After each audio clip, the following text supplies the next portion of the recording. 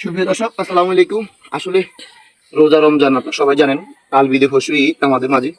তো হঠাৎ করে ইনশাল্লাহ আমার ধানগুলো পেকে গেছে। তো ফাঁকি দেওয়ার কারণে সকালবেলা চলে আসছি আসলে ধান কাটার জন্য। আসলে কিছু কিছু কাজ আছে নিজেকে করতে হয়, না করলে অন্যদিকে করাইলে ফসাই না। তো আসলে মানে এটা একটা একটা খেতে এই আপনার কত কত এখানে 2-3 ঘন্টা হবে জমি। এই জমিতে এই এটা হলো একটা জাতের ধান, আর ওইটা হলো একটা জাতের ধান। তো এটা আলাদাভাবে ফাঁকি গেছে, মানে সম্পূর্ণ পেকে গেছে, কিন্তু ওই সম্পূর্ণ কাঁচা। হ্যাঁ, ওই সম্পূর্ণ কাঁচা, এটা পাকেনি। কারণ জমি একটা কিন্তু জাত দুইটা।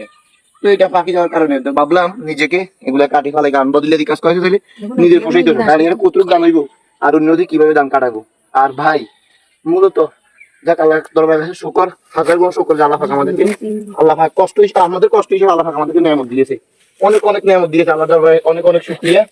তো আসলে মূলত কি বুঝছেন ভাই, পরিশ্রম আসলে ধান কাটা এবং কি যে কোনো খেতে কামার কাজ করে এত কষ্ট, এত কষ্ট বলার বাইরে।